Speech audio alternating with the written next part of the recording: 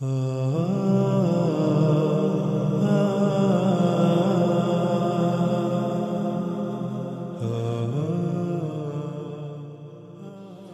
haqida ham ozgina aytib o'tamiz.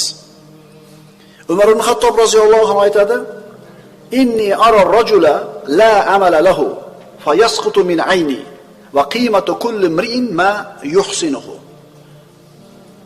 Ishi yo'q, qo'lida hunari yo'q kishini ko'rsam, deydi Umar ibn Xattob, uni meni ko'zimda qadr tushib ketadi. Har bir kishining qadr qiymati uni qiladigan kasbidagi mohirligida. Payg'ambarimiz sollallohu alayhi vasallam davrida Ansorlardan bir kishi tilanib keldi payg'ambarimiz oldiga. Hech narsasi yo'q, kambag'al odam. Bir narsam bor bu uyingda. Bitta sholchamiz bor, bitta suv idishimiz bor dedi. Olib kel dedi. Olib keldi. Rasululloh o'zining muborak qo'llariga olib, "Kim buni mendan sotib oladi?"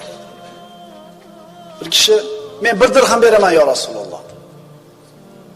Kim ko'proq beradi deb 2 yoki 3 marta takrorladi. Shunda bir kishi, "Men 2 dirhamga sotib olaman" dedi. Rasululloh mana shu 2 narsani berib 2 dirhamini oldi. Boyaga tilanib kelgan kishining qo'liga berib turib, "Buni bir qismiga oilangga ovqat ol, bir qismiga bolta yoki tesha olib kel" dedi. Boyaga odam qildi shu ishni. Boltamni, teshamni olib keldi, Rasululloh muborak qo'llari bilan uni soplab berib, borib o'tin terib kelib sotdi. O'tin terib kelib sotdi. 15 kun ko'zimga ko'rinmadi dedi. 15 kun seni ko'rmaydi dedi. Ansoriy 15 kundan keyin keldi. Qo'lida 10 dirham pul to'plandi. Shu pulni bir qismiga kiyim sotib oldi, qolgan qismiga oziq-ovqat oldi.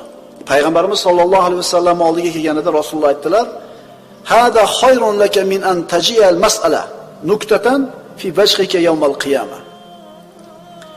Qiyomat kunida yuzingga dog'ni keltiradigan tilamchilikdan ko'ra mana shu narsa senga yaxshiroq dedi.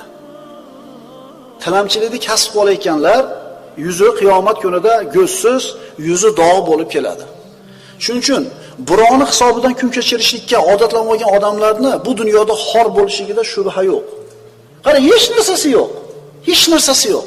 Rasululloh mehnatga bu kishini yo'llab qo'yapti. Va o'g'il bolalar, yaxshilab eshitinglar. O'g'il bolaning qo'lida tijorati, mehnati, kasbi bo'lishi u uchun katta sharaf.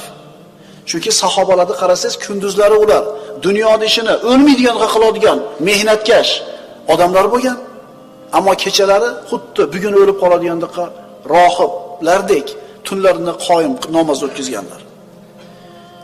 Shuning uchun qo'lida hunari bor, kasbi bor, tirikchiligini o'zini mehnati bilan o'tkazayotgan birodarlarimizni mana ilm majlislarini birinchi qatorlarga kelib o'tirganini ko'rganda albatta ko'zimiz quvonadi. Chunki bunday odamlarning qo'li baland bo'ladi. Chunki bergan qo'l baland, olgan qo'l past degan hikmatda. Shuning uchun qo'lida hunari borlar muborak bo'lsin. Qo'lida tijorati borlar, kasbi borlar, o'zini biznesi borlar muborak bo'lsin. Chunki bu odamlar jamiyatga, xalqqa xizmat qiladi. Ammo bir avlod yetishyapti, tekinxo'r bo'lyapti shular. Bir chamadon dollar bo'lsami deydi. Sirazi shundan boshlaydi. Vali pastdan olib chiqish yo'q. Siraz bir chamadon dollar bo'lsa deydi. Biz nima deymiz? Bir haftaga qolmay o'lasan sen. Chunki sen bir chamadon dollarni ishlatishlikka aqling ko'targani belingni quvvati yetmaydi. Pastdan chiqinglar. Pastdan chiqqaningiz o'zingizniki. Ishga, mehnatga toqati yo'q, yalqov, tekinxo'r bo'lib o'sgan, keyin katta bo'lgandan keyin bola chaqani boqishga ham qiylanib qolgan odamlarni ko'rganingda, bu ular uchun or, nomus, uyat bo'ladi. Ularni shunga qilgan kim? Kim? Ota-onasi. Chunki otasining puli bo'lgan, qo'y deydi, "Ma topgan." Qayoqdan bilasiz, amaki? Bu pul sizdan keyin bolalaringizga nasib qiladimi? Qayoqdan bilasiz, sizga bor hunar berib qo'yaylik. Hunar berib qo'yaylik bolalarga. Umar ibn Xattob aytgan, albatta bu qo'llar ishlash uchun yaratilgan. Agar ularni toat bilan mashg'ul qilmasangiz, bu qo'llar sizni ma'siyat bilan mashg'ul qilib qo'yadi. Qarang, Sirin, Muhammad ibn Sirinning otasi Sirin, Qulida ozod bo'ladi, hunari bor ekan, darrov jamiyatda o'rnini topib, ishini to'qib keta oladi. Agar hunari yo'q bo'lganda-chi? Endi hunar yoshlikda o'rganiladigan narsa. 30 ga kirgandan keyin ikkita bolali bo'lgandan keyin hunar o'rgana olmaysizlar ukalar. Chunki shagird 1 yil, 2 yil yuradi, ustodan pul olmaydi.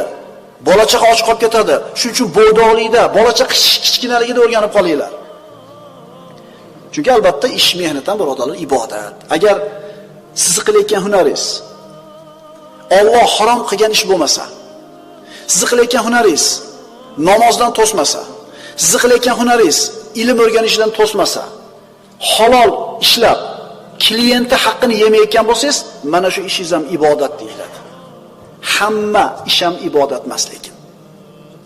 Masalan, harom xarish aralashgan joyda ishlashlik hech qachon ibodat bo'lmaydi.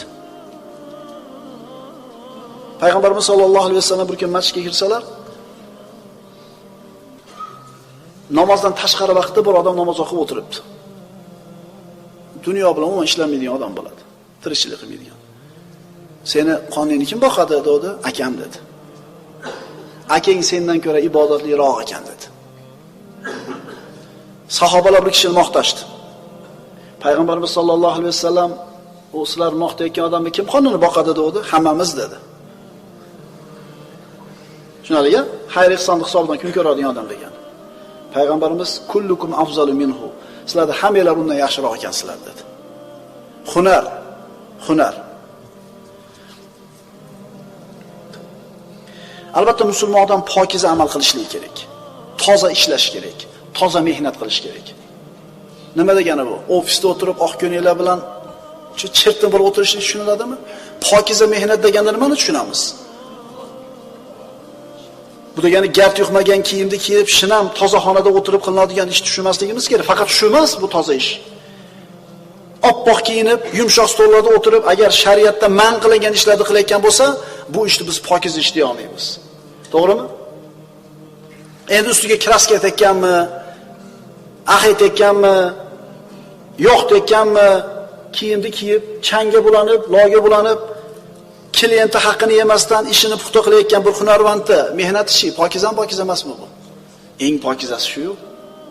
Demak biz pokiza mehnat deganda Alloh rozi bo'ladigan ish qilayotgan odamni tushunamiz.